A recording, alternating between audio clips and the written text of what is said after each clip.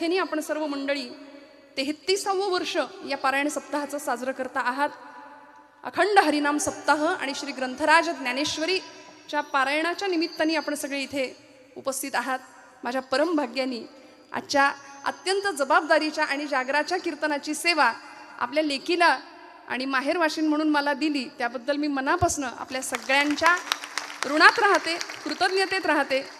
कारण जागराचं कीर्तन हे जबाबदारीचं कीर्तन आहे असं म्हटलं तर ते चुकणार नाही. आणि आपण सर्व मंडळी माझ्यावर नितांत आशीर्वाद देणारी आहात. अतिशय सुंदर साथीमध्ये, अतिशय सुंदर अशा प्रांगणामध्ये आणि उत्सवी अशा उत्साही वातावरणामध्ये ही कीर्तन सेवा परमेश्वराच्या चरणावर सुपूर्त करण्याचा प्रामाणिक प्रयत्न करते. कीर्तन चांग होय अंग हरिरूप. प्रस्तुत निरूपणाकरता घेतलेला अभंग हा संतश्रेष्ठ भक्त शिरोमणी विठुरायाचे प्रेम भांडारी असलेले संतश्रेष्ठ श्री नामदेव महाराज यांच्या मुखारविंदातून प्रसृत झालेला आणि सर्वांच्या परिचयाचा, सर्वांच्या पाठांतरातला असा बहुपरिचित असलेला हा 4 चरणांचा अभंग भक्तीच्या प्रांतामध्ये, भक्तीच्या वाटेवर चालत असताना धर्मशास्त्रांनी, पूर्वसुरींनी दिलेले काही नियम आम्हाला पाळावे लागतील. नामदेव महाराज वर्णन करतात, कायिक नियम, वाचिक नियम आणि मानसिक नियम हे नियम भगवंता मी केलेले आहेत आणि आता ते नियम तू सिद्धीला ने, अशी याचना, अशी प्रार्थना किंवा अशी मागणी या अभंगामध्ये नामदेव महाराज करतात. विठ्ठल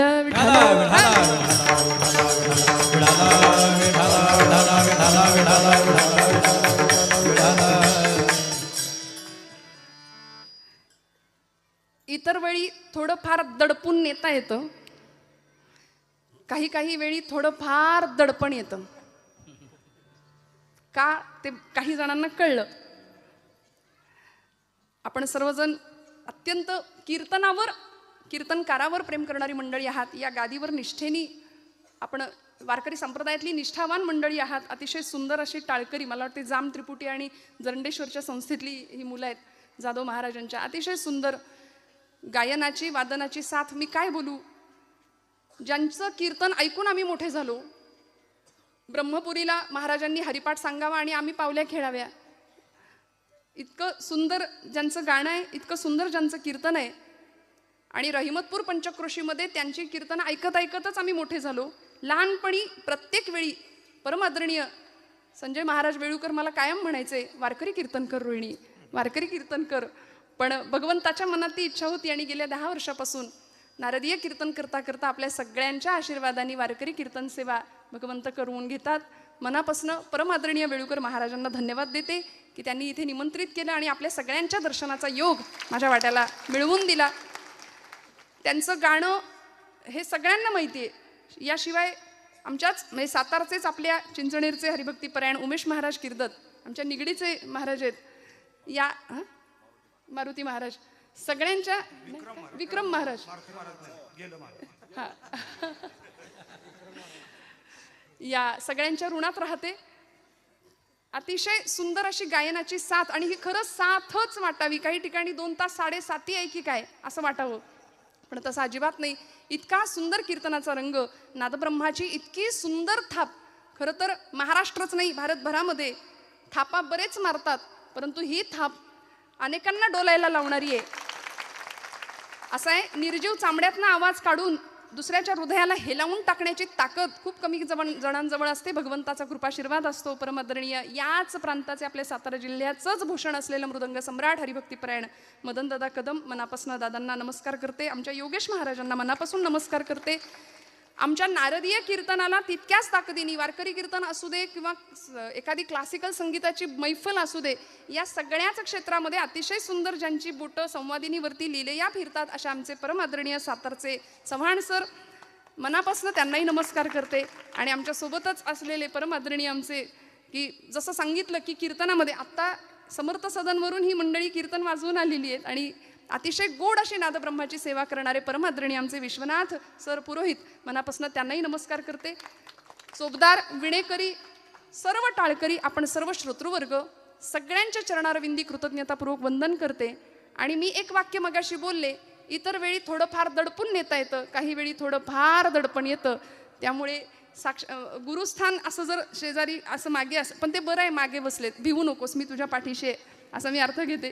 कारण महाराष्ट्रच नाही तर संबंध भारत, आणि संबंध भारतच नाही तर जगभरात म्हणजे कीर्तनकारांना सुद्धा VIP ट्रीटमेंट कशी मिळते, रेड कार्पेट कसं असतं कीर्तन प्रांतातल्या कीर्तनकारांना सुद्धा, असं आमचं एक व्यक्तिमत्व सगळ्यांच्या परिचयाचं आणि लोकप्रिय असलेले आमचे गुरुजी हरिभक्तीपरायण चारुदत्त बुवा आफळे, ते सातारचेच आहेत. हे जास्त अंडरलाईन, म्हणजे दोन त्याच्या खाली एक अंडरलाईन असं करूया, कारण आपण सगळे सातारची मंडळी आहेत आणि बुवा जरी पुण्यात असले, मी जरी पुण्यात असले, तरी आपण सगळी सातारची आहोत.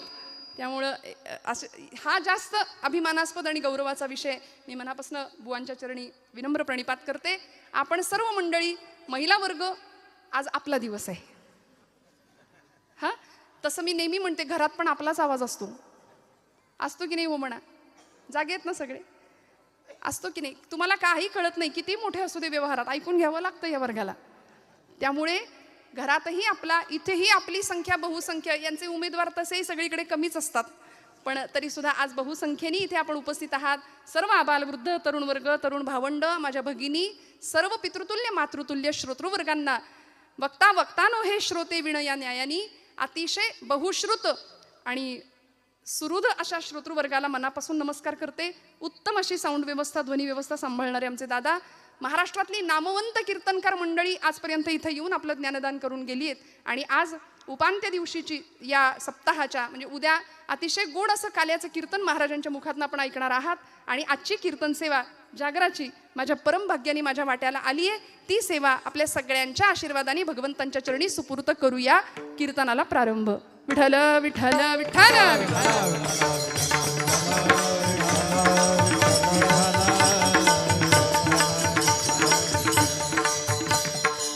तुम्ही म्हणाल ताई 9 वाजता खरं तर सुरुवात झाली आणि तुम्ही म्हणता आत्ता प्रारंभ.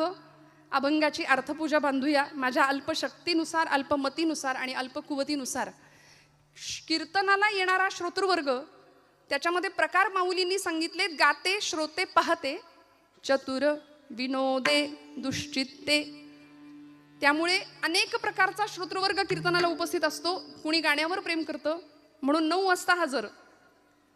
काही मंडळी म्हणतात होऊ दे यांचं, सगळं शब्द इवळून होऊ दे यांचं, मग आम्ही घरातनं बाहेर पडतो. त्यामुळे मग ते गाण्यावर फार काही त्यांचं नाही. काय सांगतात बघूया, निरूपणावर ज्यांचं प्रेम आहे. त्यामुळे श्रोते, चतुर, त्यांच्याबद्दल नको बोलायला. विनोदे, काहींचं कीर्तनातल्या विनोदावरच प्रेम असतं जास्त, म्हणून कथा कीर्तनामध्ये शास्त्र, संवाद, सिद्धांत, तत्वज्ञान, दृष्टांत असं काही आलं तर काही लोकांचं असं वाटतं, त्यांचा असा समज असतो की याच्याशी आमचा काही संबंध नाही. हे म्हणजे असं झालं, अगदी बेडवर असलेल्या पेशंटनी डॉक्टरांचा माझा काहीच संबंध नाही असं म्हणण्यासारखं आहे. त्यामुळे होय अंग हरिरूप किंवा ब्रह्मीभूत काय होतसे कीर्तनी, भाग्य तरी ऋणी देवाईसा. ही प्रचिती जशी संतांना आली तशी तुम्हाला मला या मंडपामध्ये कीर्तनाच्या भक्तीच्या माध्यमातून जर यायची असेल ना, तर आम्हाला इथं यावं लागेल, श्रवण करावं लागेल. म्हणून श्रवणाच्या मिसे वैसावे येवोनी, साम्राज्य भुवनी सुख नांदे. अशा या सुखाचा अनुभव घ्यायला आणि आपल्या जीवनाचं कल्याण करून घ्यायला आपण सर्व मंडळी इथे उपस्थित आहात. गाते, श्रोते, पाहते, चतुर, विनोदे, दुष्टिते, या सगळ्यांना एकच विनवणी संतांनी करतात की करा विठ्ठल स्मरण. बस भगवंताचं अखंड स्मरण. आणि कितीही काही असलं तरी सगळ्यात म्हणजे महत्त्वाचं कीर्तनाचा पाया, भक्तीचा बेसमेंट असेल तर ते भक्तीचंच असावं. म्हणून आजच्या मागणीपर कीर्तनाला संतश्रेष्ठ नामदेव महाराजांचा हा अभंग घेण्याचा प्रयत्न, यथाशक्ती यथामती त्या अभंगाची अर्थपूजा आपण बांधायची. विठुरायाचे प्रेम भांडारी किंवा भक्त शिरोमणी या शब्दामध्ये ज्यांचा गौरव साक्षात माऊलींनी केलाय. आजचा दिवस हा महान असा पर्वकाळ आहे. कार्तिकी एकादशी, कार्तिक शुद्ध एकादशीचा दिवस, प्रबोधिनी एकादशी, देव उठणी एकादशी असं काही ठिकाणी आपण म्हणतो, देवशयनी एकादशी, आषाढी एकादशी आणि आजची देवाला उठवण्याची एकादशी. म्हणून काकडा, जिथे तिथे काकड्याचा आनंद आपण सगळी मंडळी घेताय.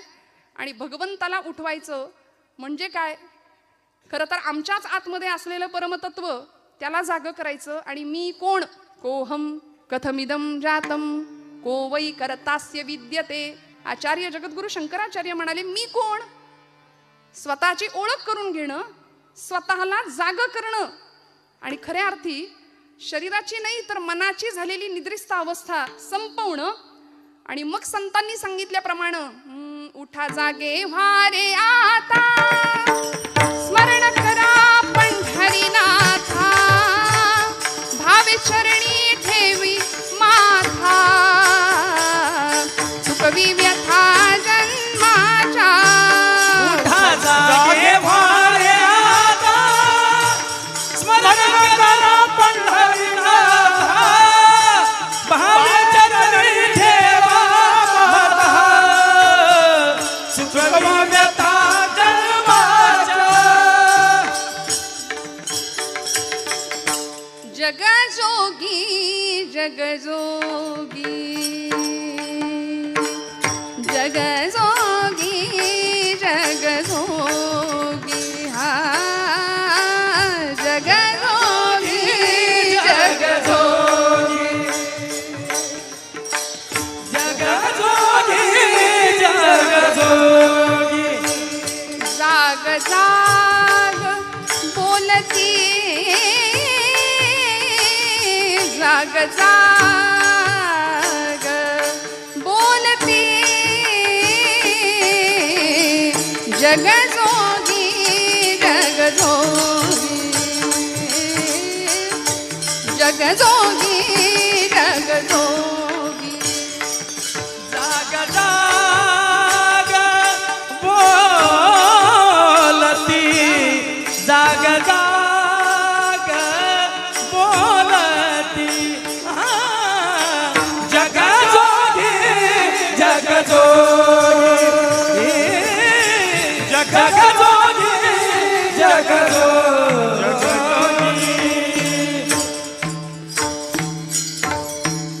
म्हणून तुकोबरायांनी करुणा भाकली, संतांनी आम्हाला जाग करण्याचं काम केलं.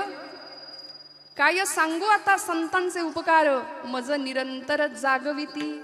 आणि या काकड्याच्या माध्यमातनं देवाला तर उठवलंच, पण अंतरंगात असलेला परमतत्व त्याची ओळख व्हावी याकरता ही एकादशी.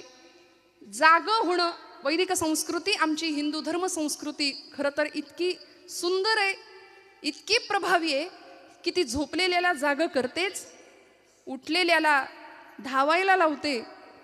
आणि सध्या अशी परिस्थिती आहे की मन, मेंदू आणि मनगट सगळंच मरगळलेल्या अवस्थेमध्ये आहे. धर्माची अवस्था बिकट होऊन बसली आहे. म्हणून मग विधिनिषेधात्मक अवस्था सांगणारी व्यवस्था पूर्वसुरींना आमच्या समोर आणावी लागली आणि त्यालाच आम्ही धर्म असं नाव दिलंय. पण या धर्माच्या बद्दल बोलताना बऱ्याच वेळा आपल्याला असं वाटतं धर्म म्हणजे काहीतरी अवघड, काहीतरी वेगळं. धर्म म्हटलं की अनेकांच्या डोक्यामध्ये काहीतरी वेगळाच विचार येतो. धर्म ही अफूची गोळी आहे असं म्हणणारा कार्ल मार्क्स इथे येऊन गेला होता. मला असं वाटतं अफू खाऊन केलेलं विधान होतं की काय ते. पण ज्ञानोबांनी या श्रुतीशास्त्राला माऊली असं संबोधन दिलंय. पै अहितापासून सोडविती, हित देऊनी वाढविती, नाही गा श्रुती परवती माऊली जगा. आई लेकरू चुकलं तर त्याला 2 रट्टे घालते, पण तीच आई, तेच लेकरू जर आजारी पडलं तर त्याच्या उशा पायथ्याशी बसते की नाही. धर्म आमचा आईसारखा आहे. त्यामुळे आईच्या कळवळ्यांनी या धर्मशास्त्रांनी आम्हाला काही विधिनिषेधात्मक अवस्था व्यवस्था दिल्या. काय करावं आणि काय करू नये, डूज आणि डोंट्स. काय करावं जीवन जगत असताना, मानवी जीवनाची कृतार्थता कशामधून होऊ शकते, जीवन परिपूर्ण दिशेला कसं जाऊ शकतं, याचे नियम आणि याचे मार्ग सोपे करून संतांनी सांगितले. तेणेची पंथे चालो जाता, न पडेची गुंता कोठे काही. सगळे गुंत्यात फसलोय आम्ही आणि या गुंत्यातून बाहेर पडायचं असेल, सगळ्या प्रश्नांची उत्तर मिळवायची असेल तर संतांनी घालून दिलेला मार्ग, त्या मार्गावरून चालायचं. आणि मग काय करायचं, माणूस जन्म मिळाला. समर्थ रामदास स्वामी दासबोधात म्हणतात, पशुदेही नाही गती, ऐसे सर्वत्र सांगती, या नरदेहीच प्राप्ती परलोकाची. एकनाथी भागवत संत श्रेष्ठ एकनाथ महाराज, या नरदेहा माझी पहा हो, अति दुर्लभ मनुष्य देहो, सकल देहा माझी पहा हो. अति दुर्लभ मनुष्य देहो, त्याची या प्राप्तीचा संभवो, तो अभिप्रावो अति दुर्लभ. या नरदेहेचे ज्ञाने सच्चिदानंद पदवी घेणे, एवढा अधिकार नारायणे कृपावलोकने दिधला. त्यामुळे मनुष्य जन्माला यायचं आणि काय मिळवायचं? आयुष्याच्या साधने सच्चिदानंद पदवी घेणे. सच्चिद आणि आनंद या पदवीला आम्ही प्राप्त होऊ शकतो, जी माऊलींनी मिळवली, जी तुकोबरायांनी अवस्था प्राप्त केली. म्हणून तर सच्चिदानंद मूर्ती पाय दाखवी आम्हा, असं रामेश्वर शास्त्रींनी आरती केली महाराजांची. त्यामुळे या स्थितीला जर आम्हाला पोहोचायचं असेल तर माणूस आणि पशु यामध्ये एकच मोठा फरक आहे की माणसाला नियम घालून दिलेत शास्त्रकारांनी, धर्मानी. पशूंना काही नियम नाहीत, कुठलं बंधन नाही, कसंही जगा, कसंही वागा. आणि आज माणूस नियमबाह्य वर्तन करतो, मर्यादे पलीकडे जाऊन वर्तन करतो. म्हणून तर त्याचं जगणं मानव न राहता मानवाचा दानव झालाय. ही परिस्थिती आहे. म्हणून आतमध्ये डोकवायचं असेल तर संतांच्या वाटेवरून चालावं लागेल. आणि मग नियम काय दिलेत आम्हाला, त्या नियमांनी आमचं अनुसरण करावं लागेल. व्रत, वैकल्य, जपजाप्य, तीर्थयात्रा, दान, धर्म जो तो सगळे आपापल्या परीने करतात. परमार्थ ज्याला त्याला जमेल, ज्याला त्याला पचेल, ज्याला त्याला रुचेल असा प्रत्येक जण करतोय. पण कधी कधी काय होतं, खूप लक्ष देऊ नाही का, परमार्थाचा अर्थ कळायला आम्हाला वेळ लागतो बरं का. परमार्थाचा अर्थ कळायला आम्हाला वेळ लागतो, अर्थाचा परमार्थ लगेच कळतो. विठ्ठल ठल.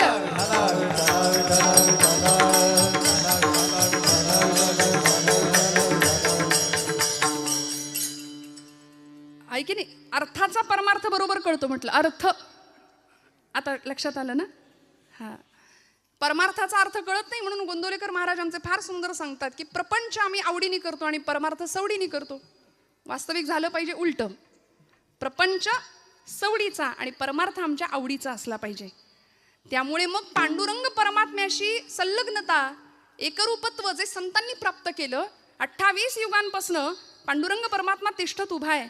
आणि आजच्या दिवशीचं महात्म्यच असं आहे की या एकादशीला आणि आषाढीला भगवंत सांगतात, आषाढी कार्तिकी विसरू नका मज, आषाढी कार्तिकी विसरू नका मज, आषाढी कार्तिकी विसरू नका मज, आषाढी कार्तिकी विसरू नका मज. सांगत असे गुजा पांडुरंग, सांगत असे गुजा पांडुरंग, आषाढी कार्तिकी विसरू नका मज, आषाढी कार्तिकी विसरू नका मज. पांडुरंगा सांगत असे गुजा पांडुरंग, आषाढी कार्तिकी विसरू नका मज, आषाढी कार्तिकी विसरू नका मज. सांगत असे गुज पांडुरंग. आषाढीची वारी आणि कार्तिकीची वारी का महत्वाची? आपल्याला वाटतं म्हणून नाही जायचं, संतांनी सांगितलंय म्हणून जायचंच. पण खरं सांगू, हे कोण म्हणतंय? पांडुरंग परमात्मा गुज सांगतो. कुणाला? नामदेव महाराजांना. आषाढी कार्तिकी विसरू नका मज, सांगत असे गुज पांडुरंग. गुज म्हणजे काय हो? गुज गोष्टी. सोपं सांगू, आपल्याला सगळ्यांना कळेल. मराठी भाषा आपल्याला फार आवडते ना. आपल्या मराठीत सिक्रेट. देवाचं सिक्रेट काय माहितीये का? देव कुणाला सांगतो? आता संतांनी आपल्या गुजगोष्टी कुणाजवळ केल्या? देवाजवळ केल्या.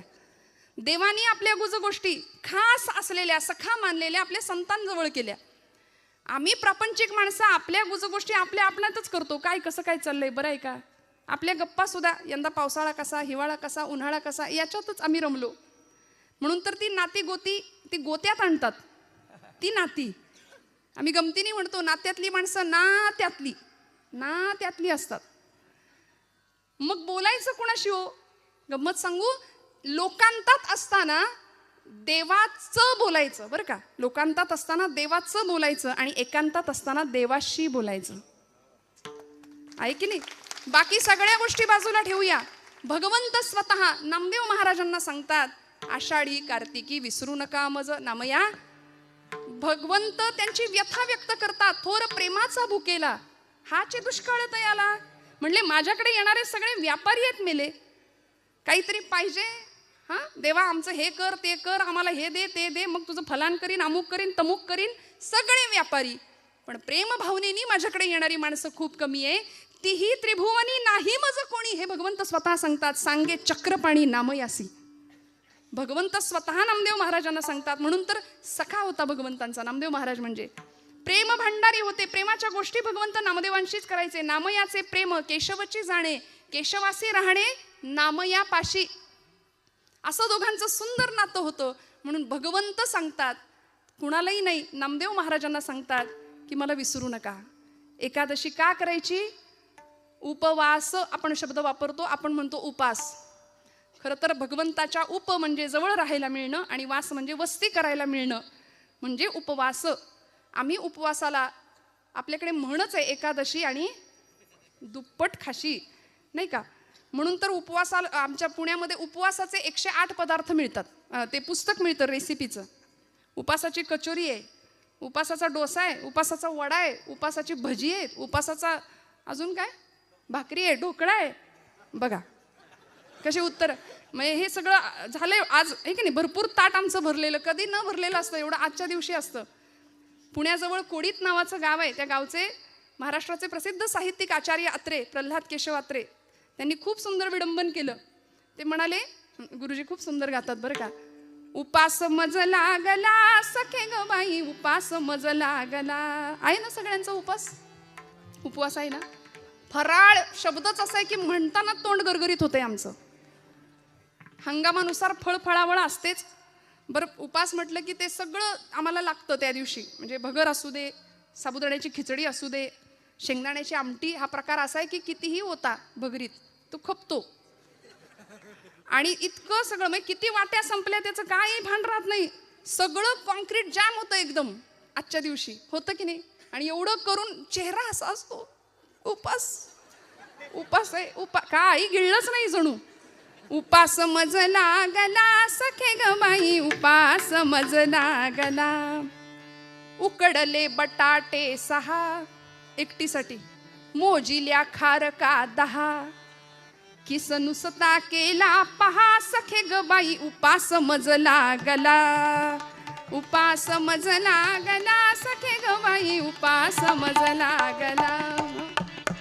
दिवसभर सगळं झाल्यानंतर शेवटी हा उपास मज भोवला. जीव कासा विष झाला. नाहीच जमलं शेवटी. आणि मग दही भात मधुर चोपला सखे ग बाई, उपास मज लागला. त्यामुळे असा उपास काहीच कामाचा नाही. भगवंत हट्ट नाही करत हे सगळं माझ्यासाठी करा म्हणून. अहो, ज्या संसारामध्ये आम्ही स्वतः बांधले गेलोय तिथे भगवंत आम्हाला आठवत नाही. देवानी नाही आम्हाला बांधलं, सद्गुरूंनी नाही आम्हाला बांधलं, आम्ही स्वतःला बांधून घेतलं. सद्गुरू आणि भगवंत आम्हाला सोडवायला आलेत खरं तर. त्यामुळे इथे येऊन भक्तीच्या प्रांतामध्ये भगवंत बाजूला राहतो. प्रपंचामध्ये भगवंत कधी येतच नाही आमच्या. अत्यंत आवडीने प्रपंच करतो. आणि मग असं करता करता करता जे काही मागणी याचना आम्ही करतो ना, ती फक्त प्रपंचिकच असते आमची. काय मागायचं? नामदेव महाराज इतकं आगळं वेगळं सुंदर विलक्षण मागणं मागतात. प्रश्न असा आहे, 2 प्रश्नांची उकल करून मी पुढे जाणार. संतश्रेष्ठ नामदेव महाराजांनी भगवंताकडे मागणं मागितलं. नामदेवांनीच काय, अनेक संतांनी मागितलं. तुकोबांनी मागितलं, ज्ञानोबरायांनी मागितलं. समर्थ रामदास स्वामी म्हणतात, कल्याण करी रामराया जनहित विवरी, तळमळ तळमळ होतची आहे तुझा तूची सावरी. माऊलींचं पसायदान प्रसिद्ध आहे. विश्वाचे आर्त माझ्या मनी प्रकाशले असं म्हणणारे ज्ञानोबराय जगाच्या कल्याणाकरता विश्वात्मक भगवंताकडे पसायदान मागतात. जे खळांची व्यंकटी सांडो, तया सत्कर्मी रती वाढो, भूता परस्परे पडो मैत्र जीवांचे. खळांची व्यंकटी सांडू दे, दुष्टांचा दुष्टपणा नष्ट होऊ दे म्हणाले. इतकं उदात्त. जगाच्या पाठीवर इतकं ताकदीचं मागणं कुणीच नाही मागितलं. मागणारा तितक्या ताकदीचा, देणारा सुद्धा तेवढ्याच ताकदीचा आहे. ज्ञानोबांचं मागणं आम्हाला सगळ्यांना माहिती आहे. ज्यांचा अभंग आपण निरूपणाला घेतलाय त्या नामदेव रायांचं पसायदान प्रसिद्ध आहे. आकल्पायुष्य भावे तया कुळा, माझी या सकळा हरीची या दासा. हे नामदेवांचं मागणं प्रसिद्ध आहे. प्रश्न असा आहे, संत का मागतात? जर संत आहेत तर ते मागतात का? मागायची गरज का पडते? कारण भगवद्गीतेच्या 12व्या अध्यायामध्ये भगवंताला मला प्रिय भक्त कोण आहे याचं उत्तर भगवंत सांगतात ना. अनपेक्ष शुचिर दक्ष उदासीनो गतव्यथा सर्वारंभ परित्यागी यो मद्भक्ता समे प्रिय.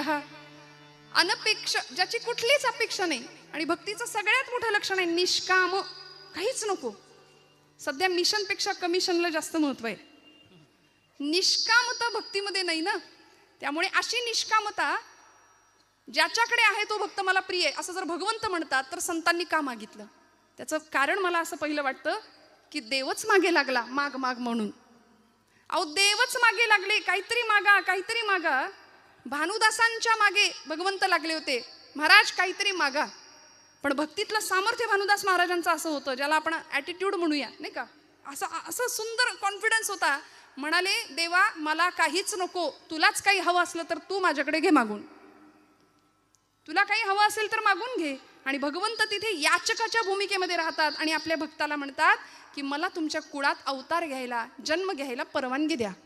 मग भानुदासाचे कुळी महाविष्णूचा अवतार एकनाथ बाबा जन्म घेतात त्या कुळामध्ये. त्यामुळे कायिक नियम, वाचिक नियम आणि मानसिक नियम सांगत असताना संतश्रेष्ठ श्री नामदेवराय महाराज पांडुरंग परमात्मा ज्यावेळी विचारतो नामदेवा काहीतरी मागा काहीतरी मागा, नामदेव महाराज पहिला नियम सांगतात भगवंतांना अभंगाच्या प्रथम चरणात. देह जावो अथवारा हो, देह जावो अथवारा हो, देह जावो अथवारा हो, देह जावो अथवारा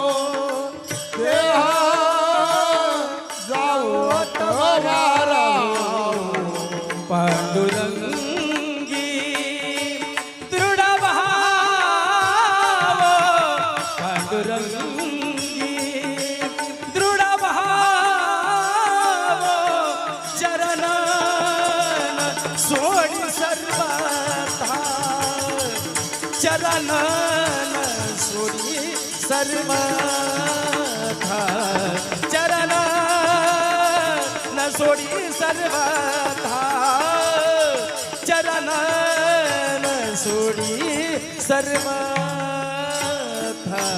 पांडुरंगे दृढ भाव, पांडुरंगे दृढ भाव, चरण सोडी सर्वथा, चरण सोडी सर्वथा, चरण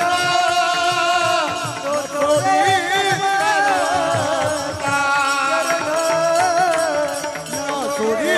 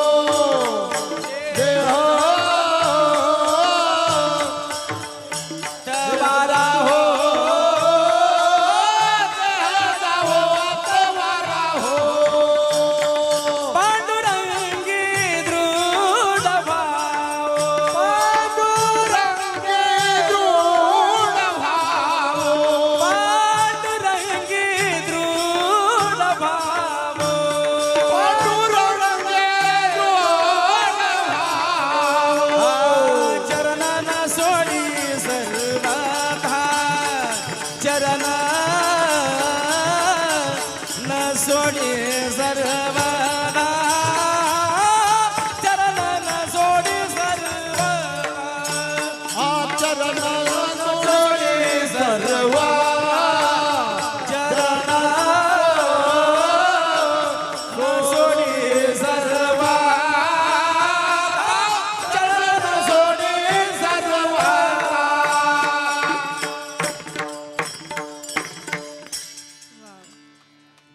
वाजवा वाजवा. काटकसर नका करू बरं का. आवडल्यानंतर दाद मनापासून आली पाहिजे आणि ती छान दिलखुलासपणे दिली गेली पाहिजे. टाळ्या वाजवा ना जोरदार. देह जावो अथवा राहो पांडुरंगी दृढ भावो चरण सोडी सर्वथा आण तुझी पंढरीनाथा. संतश्रेष्ठ नामदेवराय महाराज म्हणतात की देवा कायिक नियम सांगितला. माझा नियम आहे भगवंता, देह जावो अथवा राहो. माझा देह गेला तरी चालेल, राहिला तरी चालेल, फरक पडत नाही. पण देह जावो अथवा राहो पांडुरंगी दृढ भावो. तुझ्या चरणांवरती, तुझ्या नामाशी, तुझ्या गुणांशी माझं सख्यत्व जुळलं गेलं पाहिजे. भगवंता मी तुझ्या अनुसंधानातच कायम राहिलो पाहिजे. ही नामदेव महाराजांची वाचिक नियमावली आहे, कायिक नियमावली आहे बरं का. कायिक तप, देहाचं तप आहे की भगवंतासाठीच हा देह समर्पित करणार आहे.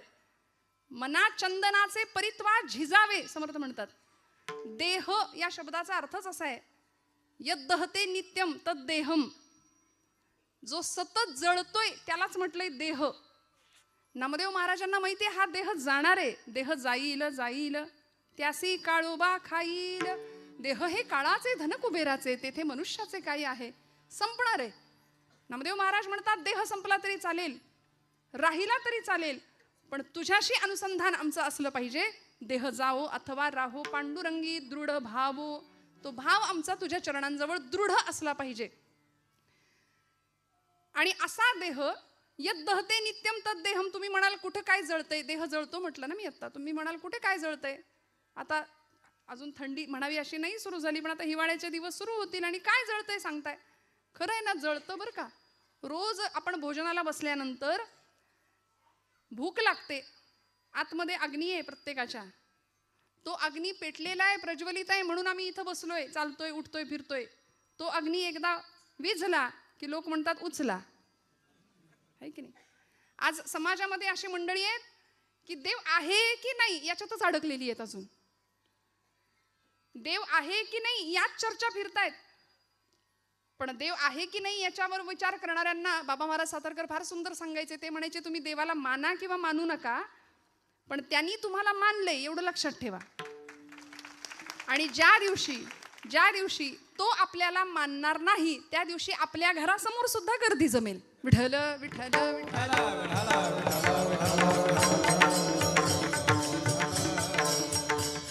त्यामुळे या देहामध्ये एक अग्नी आहे. डॉक्टरी शास्त्र त्याला जठराग्नी म्हणतंय. भगवंत म्हणतात अहम वैश्वानरो भूत्वाम प्राणिनां देहमाश्रिताः. तो वैश्वानर अग्नी आहे. त्या अग्नीला आम्ही अन्नाची आहुती देतो. देहाचं भोजन काय आहे? अन्न हे देहाचं भोजन आहे. पण आत्म्याचं भोजन हे भजन आहे बरं का. भजन हे आत्म्याचं भोजन आहे. त्यामुळे देहाला आहुती आहे अन्नाची. मनाचं काय, आत्म्याचं काय, त्याला भजनाशिवाय पर्याय नाही. मग या देहाला अन्नाची आहुती आम्ही घालतो कुठपर्यंत? आतला अग्नी प्रज्वलित आहे तोपर्यंत. एकदा आतला अग्नी विझला की मग बाहेरचा अग्नी असतो.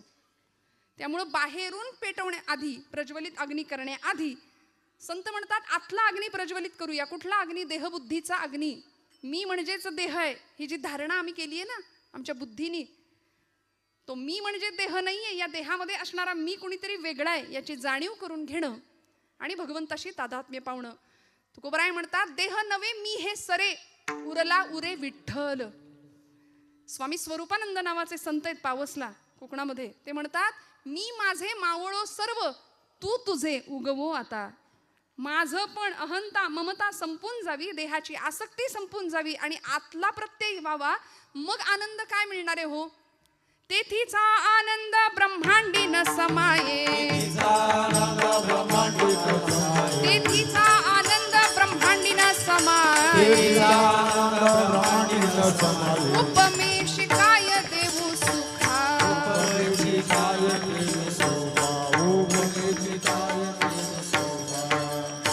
अंतरीची ज्योती प्रकाशली दीप्ती मुळीची जी होती आच्छादिली. आतली ज्योत प्रज्वलित होणं, आणि एकदा का ती ज्योत प्रज्वलित झाली की मग सोहिरोबानाथ म्हणतात तेथे कैची दिवस राती तयाविण नेत्रपाती हलवू नको रे. आणि अशा अवस्थेमध्ये तो प्रकाश आत्मचैतन्याचा जागृत व्हावा, मग देह गेला तरी हरकत नाही.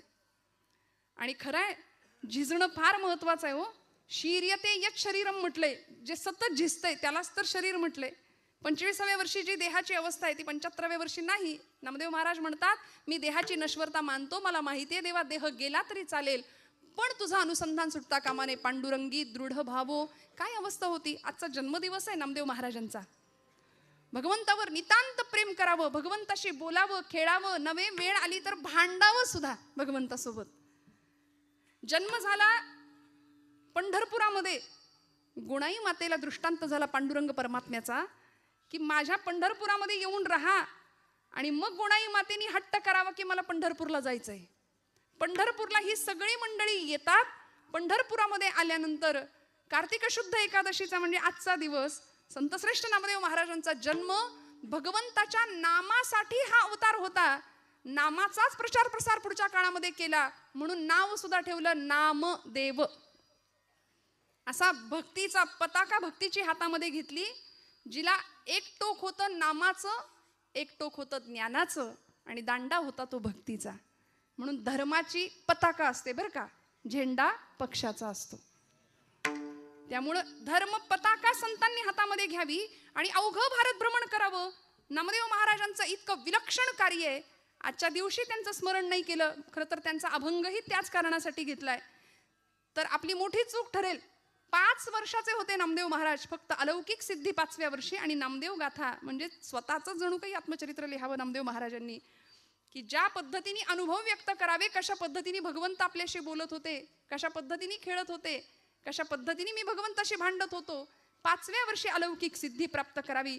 नामदेव महाराजांनी सकाळची वेळ, दामा शेट्टी पहाटे उठलेत आणि नामदेव महाराजांना सांगतायत, उठवलं नामया, आजचा नैवेद्य पांडुरंगाला तू अर्पण कर बरं, मी गावाला चाललोय, परगावी चाललोय.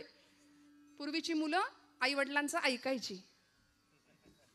आता असं सांगावं लागेल या गोष्टी, म्हणून मी हात जोडून जिथं जाते तिथे माता भगिनींना सांगते, आपल्या लेकरांना कीर्तनाला घेऊन या. काळाची खूप मोठी गरज आहे ती, खूप मोठी. आमच्या पोरांच्या आयुष्यात दुसरं काही नसतं. सकाळी टीव्ही, दुपारी टीव्ही, संध्याकाळी टीव्ही, रात्री टीव्ही, नाहीतर मग मोबाईल हातामध्ये आहे. या पलीकडे जाऊन जीवनाचं तत्वज्ञान संतचरित्रांच्या माध्यमातून कळायचं असेल तर या धर्ममंडपाखाली लेकरांना घेऊन आलंच पाहिजे, यावंच लागेल आपल्याला. नामदेव महाराज कधी कळतील आम्हाला. 5 वर्षाचे होते नामदेव महाराज. आई वडिलांनी सांगितलं नामया देवाला नैवेद्य अर्पण करायचंय तुला. ऐकलं. 5 वर्षाचे होते. आईच्या मागे पहाटे बसणं लागले. आई आई लवकर लवकर, पांडुरंगाला भूक लागली असेल, त्याच्याही आधी मला भूक लागली आहे, लवकर जेवायला दे, लवकर नैवेद्याचं ताट तयार कर. गुणाई मातेनी तयार केलं नैवेद्याचं सुंदर ताट, आणि केळीच्या पानांनी झाकून दुडू दुडू दुडू धावत राऊळामध्ये आलेत नामदेव महाराज. पांडुरंगाच्या समोर उभे राहिले, मंडल केलं, ताट ठेवलं, पाणी फिरवलं. करा सुरुवात म्हणले, आता करा सुरुवात देवा. तर एवढ्या अर्जवानी देव उठणार आहे का हो? देव जेवणार आहे का हो? इथं माणसातल्या माणसाशी आम्हाला नीट वागता येईना, बोलता येईना. पाषाणातला देव आमच्याकडून कधी उठणार? पण नामदेवांचा अर्जव काय होतं? देह जावो अथवा राहो, पांडुरंगी दृढ भावो. भगवंता पांडुरंगा, रोज माझे वडील येतात. किती वय आहे? 5 वर्षाचं वय आहे फक्त. आपल्या घरातलं आठवून बघा, 5 वर्षाचं लेकरू. 5व्या वर्षी नामदेव महाराज सांगतात, पांडुरंगा माझे वडील आज गावी गेलेत, रोज ते येतात आणि आज मी आलोय, म्हणून हे बघ बऱ्या बोलानं पटकन जेवण कर, उशीर झालाय, मी लवकर उठलोय तुला नैवेद्य द्यायचा म्हणून. जेव रे बाबा, उशीर करू नको. सगळे उपाय करून झाले तरी पांडुरंग हलेना, बोलेना, उठेना. आणि एक क्षण असा यावा, तितिक्षा काय असते, निष्ठा काय असते, आणि दृढ भाव काय असतो. पांडुरंगी दृढ भावो. काय असतो? नामदेव महाराज म्हणतात, देवा जर आता जेवला नाहीस ना बऱ्या बोलानं, तर इथं या पायरीवर डोकं आपटून जीव देईन म्हणाले. आणि धावले ना. पायरीवर डोकं आपटणार, लागलंच नाही डोक्याला. मऊसर हात डोक्याखाली लागला आणि गाभाऱ्यात ना आवाज आला, नामदेवा, दगडाचा देव कधी जेवतो का रे? नामदेव महाराज हुशार होते. नामदेव महाराज म्हणले, पांडुरंगा, दगडाचा देव कधी बोलतो का रे? बोललास? बोललास? चल चाटून पुसून स्वच्छ कर. सगळं ताट स्वच्छ करायला लावलं देवाला. आणि रिकामं ताट घेऊन नामदेव महाराज घरी येतात. गुणाई माता सांगते, नामया एवढा धीर नाही का रे धरवला कार्ट्या? सगळं संपवलंच नैवेद्याचं ताट. आई मला भूक लागली, लवकर जेवायला वाढ. गुणाई माता म्हणते, अरे जेवलास ना तिथे? नाही ग आई, ज्याच्यासाठी होतं तो जेवलाय. कोण? देव जेवला? हो आई, देव जेवला. नामदेवा, खोटं बोलायला लागलास का रे? अगं आई, नाही ग बाई, ज्याच्यासाठी होतं तो जेवला. कुणी बघितलं? अगं कुणी कशाला बघायला पाहिजे? या डोळ्यांनी मी ग पाहिला, या डोळ्यांनी मी ग पाहिला, देव जेवला ग, देव जेवला, देव जेवला ग, देव जेवला,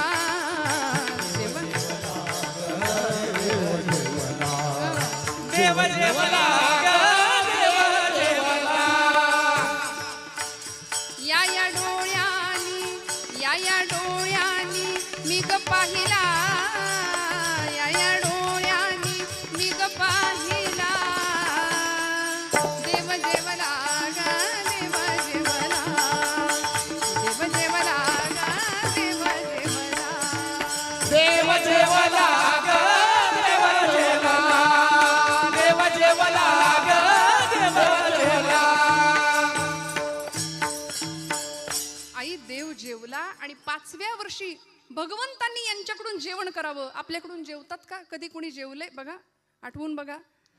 आपण देवासाठी कधी रडलोय देव जेवत नाही म्हणून? नामदेव महाराज रडले. दृढ निष्ठा होती, दृढ भाव होता. आपण मूल रडलं, जेवलं नाही तर रडू एखाद्या दिवशी. आपलं पोटचं पोर जेवलं नाही ना, महिला वर्ग, आपल्याला वाईट वाटतं का नाही? खरं सांगा. पण देवच जेवला नाही म्हणून आपण रडतोय का? नाही ना, नाही रडत आपण. देव जेवला म्हणून रडत नाही. नामदेव महाराज रडले देव जेवत नाही म्हणून. संत रडले भगवंतासाठी आणि अत्यंत आर्त स्वराने प्रार्थना करावी भगवंतांची. तेव्हा भगवंताला यावं लागायचं. पाषाणातलं चैतन्य जाग करण्याचं सामर्थ्य संतांकडे होतं. देह जावो अथवा राहो, पांडुरंगी दृढ भावो. श्रोते हो, पायरीवरच्या एका फुलानी भगवंतांच्या गळ्यातल्या हारातल्या एका फुलाला प्रश्न विचारला, का रे बाबा, अरे आपण एकाच माळ्याच्या मळ्यात उगवलो, एकाच झाडाला होतो, एकाच टोपलीतनं इथं आलो, पण तुझं भाग्य, तू देवाच्या गळ्यात आणि मी देवाच्या पायरीवर, सगळे तुडवून जातात मला. देवाच्या गळ्यातल्या त्या हारातल्या फुलांनी उत्तर दिलं, बाबा रे, तुझं खरं आहे, मी देवाच्या गळ्यात आहे आणि तू पायरीवर पडलास, पण देवाच्या गळ्यात इथं विराजमान होण्याकरता माझं काळीज आरपार करायला लागलं रे. मला सगळी सुई माझ्या काळजातनं घालून घ्यावी लागली. महाराजांचा अभंग आहे, साहून या टाकी घाये, पाषाण देवची झाला पाहे. देह जावो अथवा राहो ही अवस्था असेल तर भगवंत आपलंसं करून घेतल्याशिवाय राहत नाही. आणि मग एकदा त्या चरणांची आसक्ती किंवा त्या चरणांचा आनंद मिळाला तर परिणाम काय होतो? नामदेव महाराज अभंगाच्या दुसऱ्या चरणात सांगतात.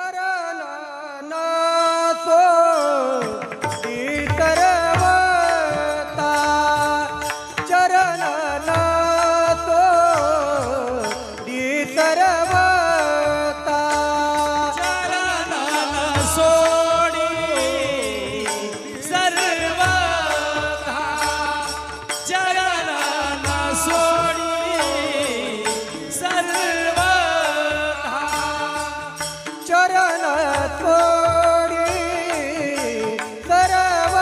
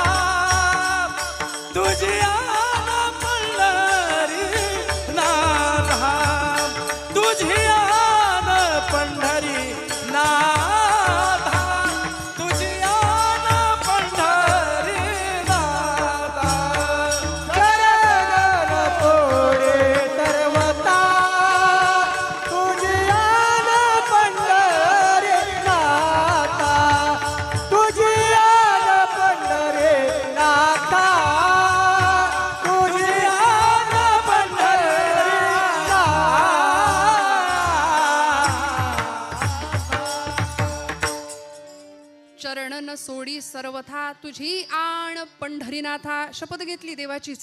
देवा आता तुझे चरण सोडणार नाही.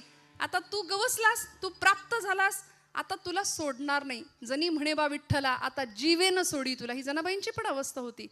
काय आहे असं त्या चरणा सुखामध्ये? काय सांगू तुझ्या चरणीच्या सुखा, अनुभव ठाऊका नाही तुझं देवा. तुलाच माहिती नाही तुझ्या इथे काय आनंद आहे. का उभा राहिला देव विटेवर? भक्तांच्यासाठी तिष्ठत उभा राहिला. आणि प्रेमाचा भुकेला असलेला भगवंत, त्या भगवंताची ओढ खऱ्या संतांना लागली. त्या चरण सुखासाठी सगळी मंडळी आषाढी कार्तिकीची वाऱ्या करू लागली भगवंताला बघण्याकरता. काय आहे असं त्या भगवंताच्या दर्शनामध्ये काय मिळालं? नाथबाबांनी फार सुंदर सांगितलं. कृष्ण मूर्ती होय गे, कळो आली सोय गे, प्राणाचाही प्राणू पाहता, सुख सांगो काय गे. तुळशी माळ गळा गे, कस्तुरीचा टिळा गे, तुळशी माळ गळा गे, कस्तुरीचा टिळा गे. तुळशी माळ गळा कस्तुरीचा टिळा, तुळशी माळ गळा कस्तुरीचा टिळा.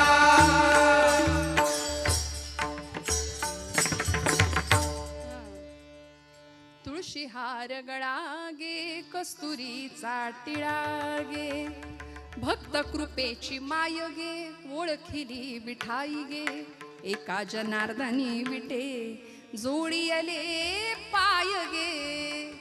चरण न सोडी सर्वथा. नाथांनी काय केलं?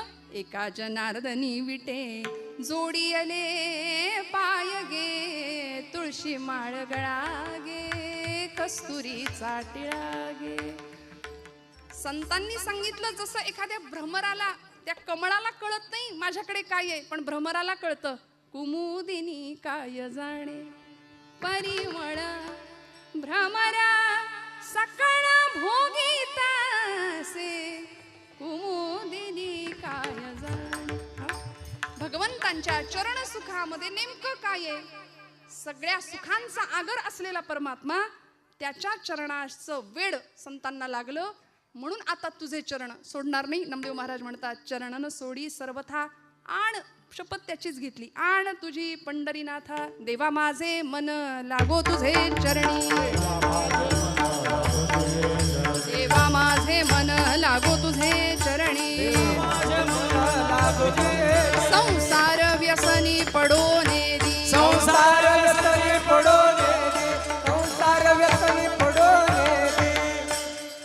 नामस्मरण घडो संत समागम, वाऊगाची भ्रम नको देवा. नाथांचं मागणं आहे.